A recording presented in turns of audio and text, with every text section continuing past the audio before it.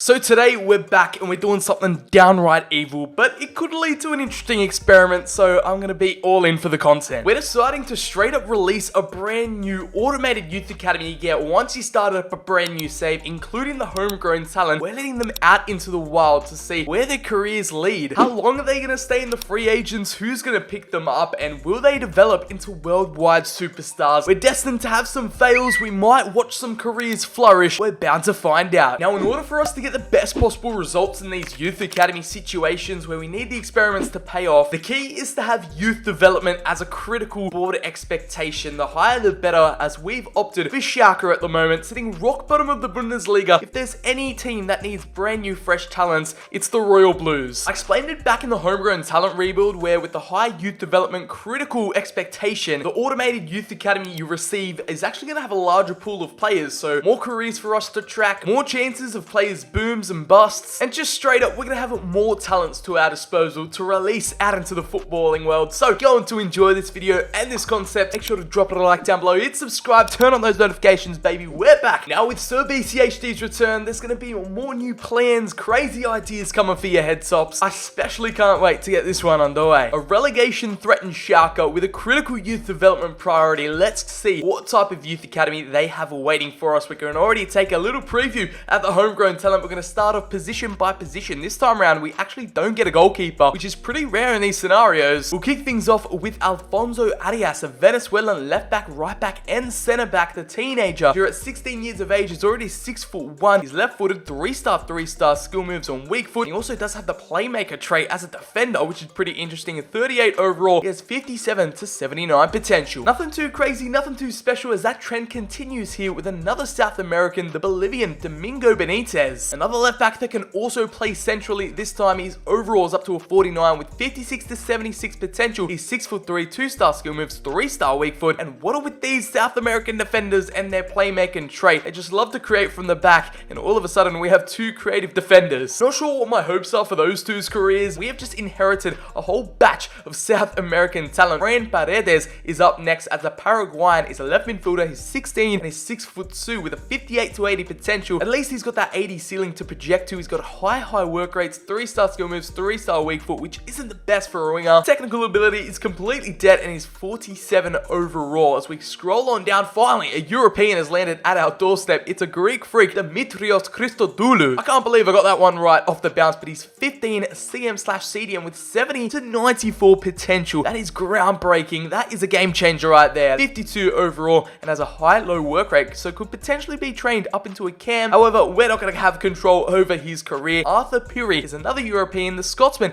can play at cam, CM, and centre forward. Can be deployed centrally with 4-star skill moves. He's 5'9", another left footer. He's 46 overall, and again with that long passer trait, we just love seeing youth academy ballers with traits. That extra icing on top of the cake. Our first Asian talent, it's the Chinese man, Hayu Zhang. The left winger has a 70 to 94 potential. If his career goes to plan, he's going to be one of China's best ever players with 4-star skill moves, 3-star weak foot. In addition to our left footers, a big trend in this youth academy so far, 5'9", 81 acceleration. Technical stats do need some improvement, but at 56 overall, he has a solid foundation to grow and develop. We move on down to Arrestees Pietrez, our second Greek player on this list. He doesn't quite live up to Christodoulou's level yet, but the right winger / cam has a 54 to 72 potential, so a bit tame. And again, these left footers are just coming out the woodworks, left, right, and center. High attack and work rate, 4-star weak foot, 3-star skill moves, which is what you want to see. Acceleration, agility, balance, and sprint speed all in the greens. Like I said, dynamic potential might need to take over and revolutionize these players' careers, but someone that I have lofty high standards for, Benjamin Berger. What a name. The defenders are going to start getting hungry and licking their lips trying to chase this man down, and just thinking of his name as a center forward German is the homegrown talent of this team. He's definitely a proud member of the left foot gang, 5'11", 68 overall, and he's head and shoulders above every single player in this team with that high attack and work rate. 4-star skill moves, 4-star weak foot, is the perfect center forward striker poacher. 98 aggression, 89 jumping already, 93 strength, can be transformed into a target man, don't you worry. Potentially a future World Cup winner, Ballon d'Or winner for Germany. The sky's the limit for our boy Benjamin. And to finish things off, to round it out, we have another continent represented here. It's the Africans with Simpui Simbande from South Africa. The overall's nothing too crazy to get excited about, but at 5'10", he has 63 to 85 potential, 5-star skill moves, and 5-star weak foot off the bat. isn't too shabby. At 15 years of age, he's already got some stats to boast about. Could definitely be transformed into a hidden gem later down the line.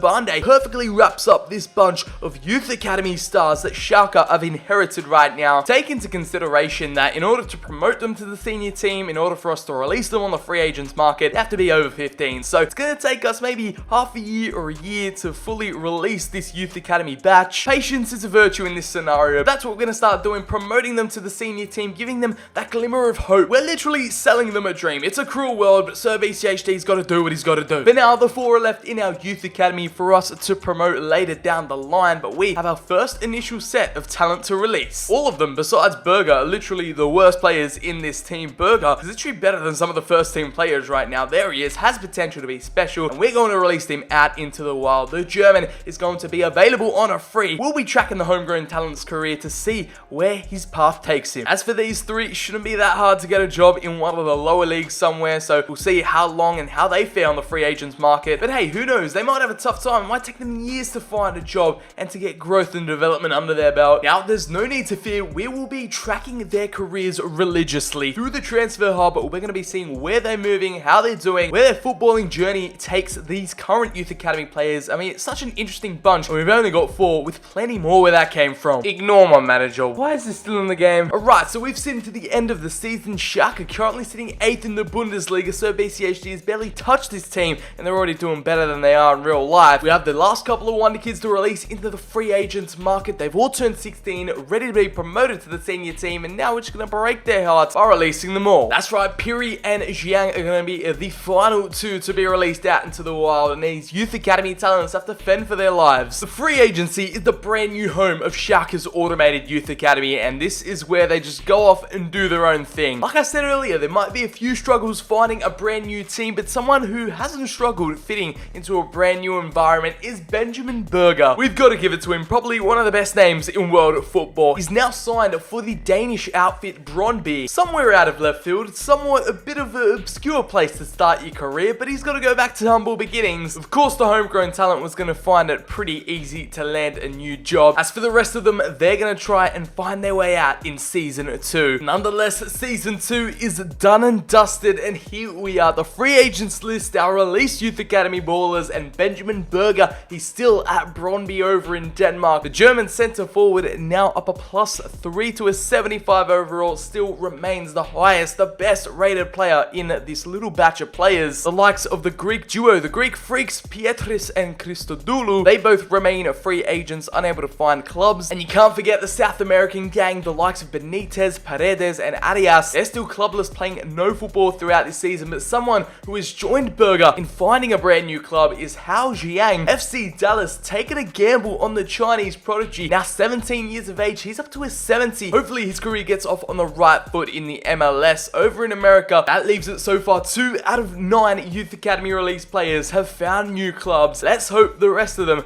can get their act together in Season 3, because for now, Berger and Jiang are just clear of the rest of the pack. Considering he's still only one of 2 players who have found a club, we've taken a trip over to Denmark to see how he's actually performed. He's finished 3rd with Brøndby in the Danish Superliga. He's playing up top, he's getting that starting position, and his stats are looking a bit like this. He's the 5th best player in the team, and he has scored 11 goals with 5 assists, finding the back of the net, and also providing in 42 appearances. A positive start for the German, but there is still so much more yet to come. Can't say too much about Jiang though, as FC Dallas are only halfway through their season, currently in 7th in the Western Conference. I'm absolutely admiring this MLS colorway that we've got going on in the menus. I've never really managed much here, so it's nice to see a little change up as Jiang. He's probably about the 10th best player on the fringes, and he hasn't played a minute of football as of yet, but the Chinese man hoping to make his name here in America. Right, you know the deal. End of Season 3 in 2023. Let's take a look at the free agent wonder kids, and we are going straight into Benjamin Berger, the highlight, the best player out of this youth academy package, and the German has found himself with a fresh transfer to Red Bull Salzburg. From Denmark to Austria, he's just ticking off European leagues year by year, joining the Austrian champions. Now the transfer market valuation of £84 million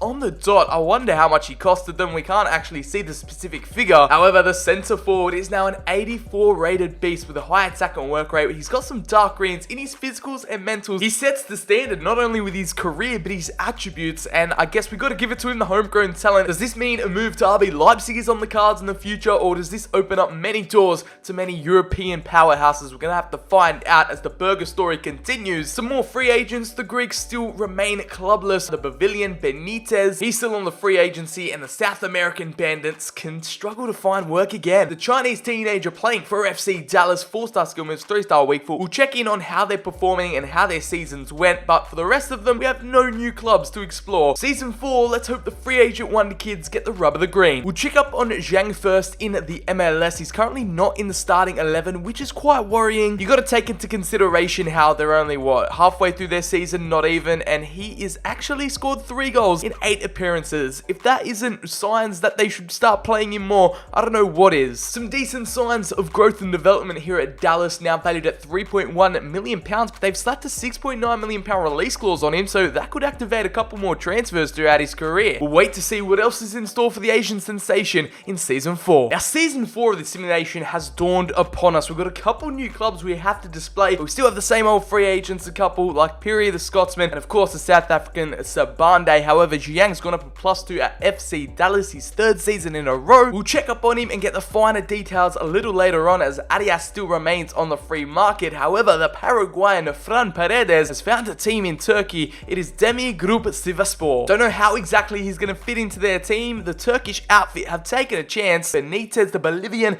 he is still available on a free, and this time 1 out of 2 Greek freaks have made the plunge. It's the Spaniards. SD Ibar have picked up Christodoulou, the CM/CDM. He actually has a £19.2 million release clause instated in his contract. Paredes has no release clause either. The crown jewel, basically, the homegrown talent, the German Mbappe, let's just say, at 21, he is 87 overall. What is he doing over in Austria? What are they feeding him? I know the Germans like being efficient, but this man is built different. This time we are going to check up on his stats, and they're pretty much perfect all across the board. At 21, he is valued at that 9-figure range, £111.5 million. Surely all of Europe's big guns are keeping their eyes on him and trying to break the bank to sign him this summer. Now, this is where the rising Asian superstar is currently playing in the Dallas starting 11 on the left-hand side as a left winger, where he should be playing. And in terms of performances wise, he's still on the fringes of the team with 5 appearances, 1 goal and 1 assist. In this certain stage of the season, the 19-year-old, he's still got time on his side. His stats are still developing, now valued at £5 million.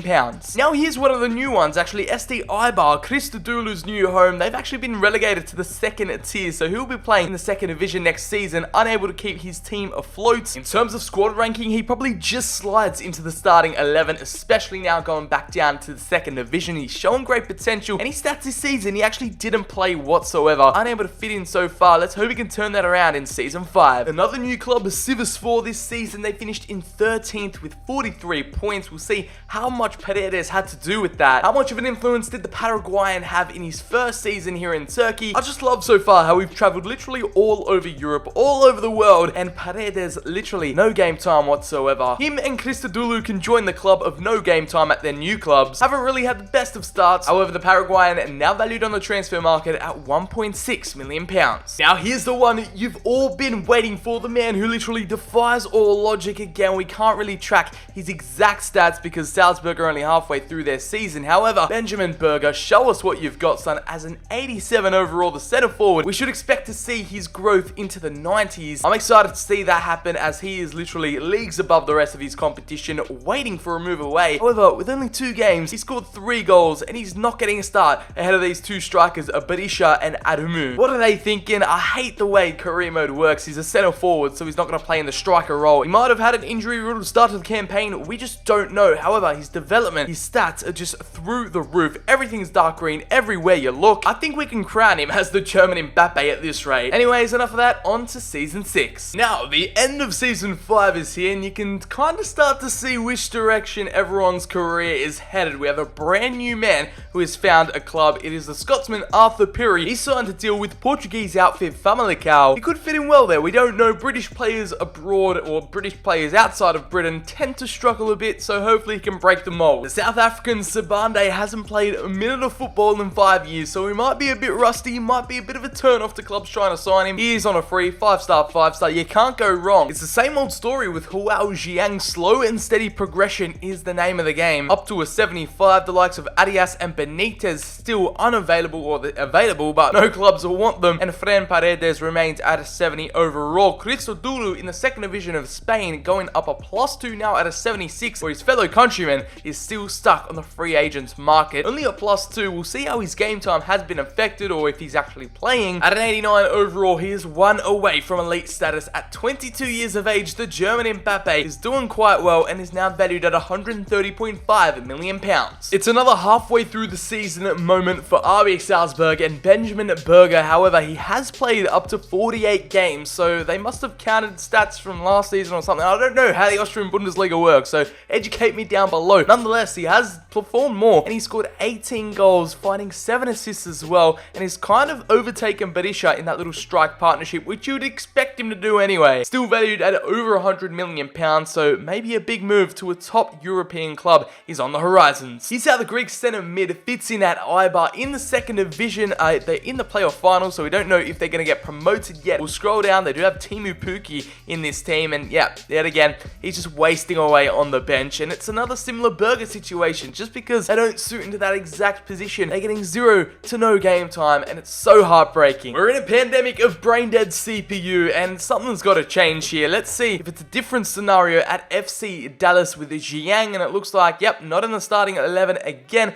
He's one of their best players. His contract is actually expiring in 7 months, so it'll be interesting to see if they actually go on and renew it. We guessed it, a minimum to little game time, 4 appearances and 1 goal, just like his fellow Chinese counterpart, Joao Jose, who I think is probably ahead of him in the pecking order. They did sign another left midfielder, so things aren't looking good for the Chinese prodigy. Now still at a 75 overall, his release clause has actually gone up to £11 million. After a pretty bleak and dire season 5, here is season 6 results, and we don't have, or no, we do have a new club, Belgian outfit Club Brugge, who have picked up Arrestees Pietrez, a man who hasn't played a football match in 5 years. He's going to get his chance in the Belgian Pro League. Not a player who's found a new club, but a player transfer, and it's from FC Dallas to Queen's Park Rangers. Wow, Zhang, who's made the European jump. Let's hope this time QPR actually give him the deserved game time. They might have activated his release clause, we don't know, but I'm just happy for the lad. The unemployed club continue to remain the same. Sabande, Arias, and Benitez still struggling in the free agents. Once again, we continue to head to brand new leagues, brand new parts of Europe that I've rarely managed in, so it's quite refreshing to see all these free agents go all over the world. Right now, we have Club Brugge Pietrez.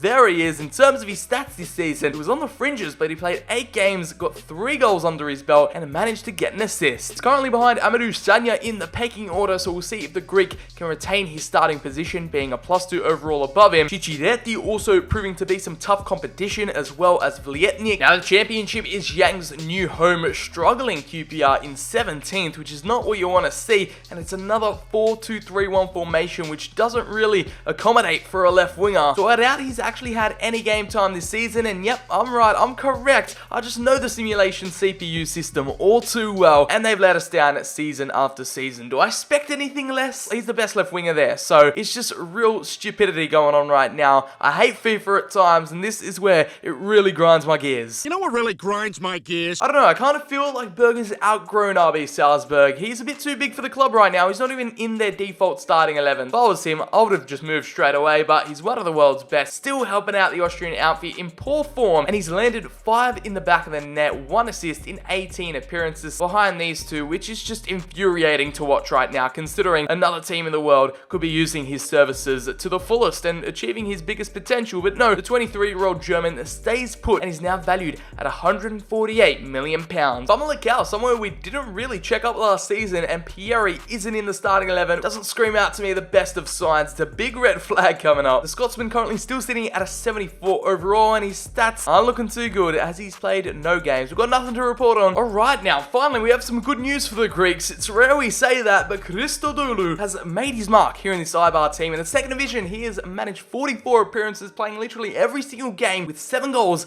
and 3 assists from midfield. That's more like it. See, that's what actually happens when you play these youth academy ballers. You get results. Dimitrios is going to be playing his football in the first tier of Spain, as Eibar have been promoted champions of La Liga Smartbank. Wow. It has only taken 7 years, but every single youth academy free agent has finally found a club, and I can confirm we have had 2 double swoops, both from Torino and Arsenal. Let's get into it. Let's see what exactly has gone down. Sabande, after 6 years of not playing football, he's back on the scene in Italy for Torino. We have the Venezuelan Arias Alias now at Arsenal in the Premier League, and he joins Berger, both making the switch to North London. Arsenal having to pay the big bucks. Torino finishing in 6th in a year where over 59 games were played. They end up with 90 points. Usually that'd be a year where you'd win the league, but Inter on top with 147. This is what happens when you go too far into career mode. It just completely implodes on itself. Right, I know they might not exactly make the starting 11, but where do they rank in the team? Actually, all the way at the bottom. Okay, Benitez and Sabande are definitely not seeing the light of day in the first team anytime soon. Both coming out this season with no game time whatsoever for the Bulls, and yep, they didn't see a minute on the pitch. Unfortunately, I don't know how they're going to fare in a jam-packed Torino team with over 41 players. This is probably the worst scenario they could have been thrown into. Now we're going to be checking in with the Gunners, and this is actually positive signs. Berger is in the starting 11. Alias, I'm not quite sure where he's at, but it's good to see the German finally get some solid game time. Arsenal, just like Torino, finished 6th in a season of 62 games. They managed to capture 109 points. Man City on top with 147. This is just, yeah, where career mode breaks, and we are in the matrix right now. It looks like Berger is deployed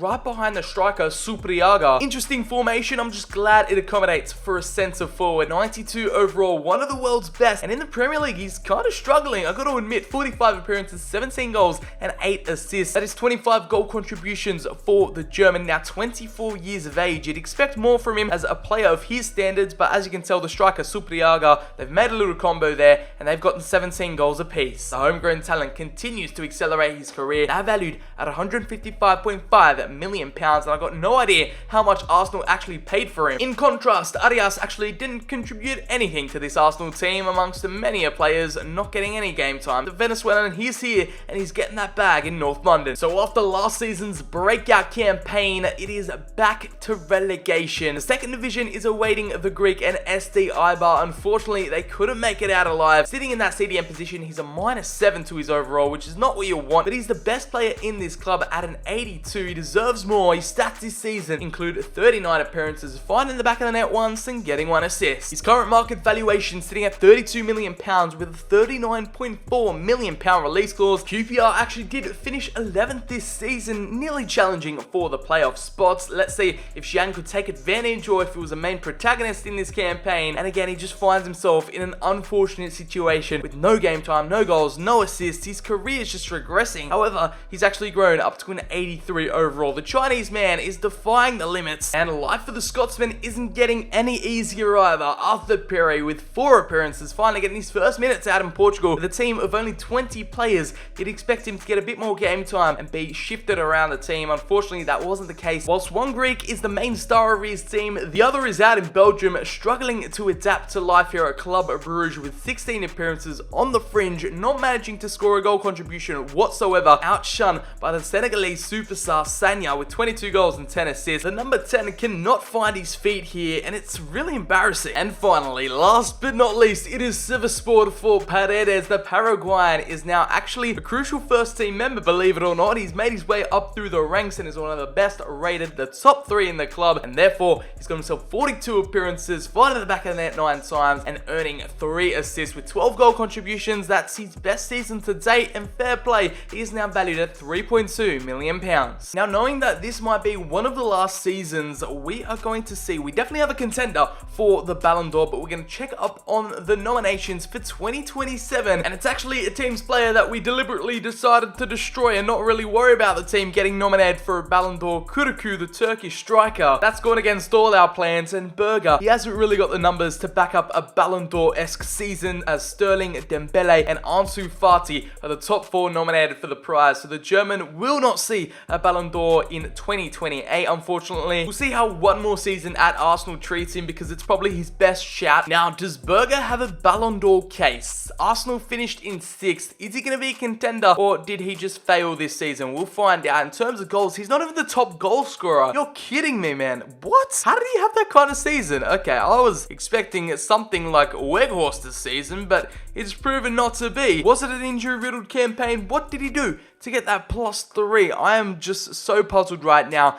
as Benjamin Berger, he lived up to the hype, but the numbers just weren't there to back it up. Throughout his career, he's just been mistreated, misused, and just misunderstood. Like for most of these youth academy players, I feel sorry for them. Some played no games. At least Berger got a bit of game time and goals under his belt. It is just heartbreaking seeing their careers fall apart. Alias, on the other hand, is the second best left back, and he actually got 4 games and 1 goal under his belt, so the Venezuelan has something to celebrate about. England's proving to be a harsh environment for these young wonder kids to flourish, and that has been the exact situation for Hwao Ziyang. Thankfully, his contract got renewed and he's now a crucial first team member. So has that? No, it hasn't. No, nothing's changed here for the Chinese left winger. He's become a great player. I don't know how, with no game time, but he must have put the work in training. Something's happened here. He's a crucial first team member getting no game time. How he stayed at the club is beyond me. Now in the 9 figures in terms of value, you'd expect a bigger club to pick him up and actually make use of him, but no, QPR are holding him at ransom. So what's gone down here at Ibar? I think they're in the promotion hunt in the playoffs, and Christodoulou has had a lot to do with it. Kind of become a club legend, a fan favourite, and the 23-year-old Greek added an 86 overall. He played 45 games this season with 9 goals and 4 assists. You're surprised that no other big teams in Spain or Europe have really pounced on him, and Ibar have got a loyal man on their hands. Despite their poor season, we'll see if Paredes has found new life at Sivasspor. Can he continue that brilliant run, being the best player of the club at an 81? He only got himself 22 appearances, 2 goals and 2 assists for the Paraguayan. It might have been an injury-riddled season, we don't know. He's literally had his game time sliced in half. It seems like the same old story for Pietrez at Club Bruges. He's kind of settled in with 19 appearances, 3 goals under his name, and he's just, again, outshone by Sanya on the right. Coming off the bench as a super sub is pretty much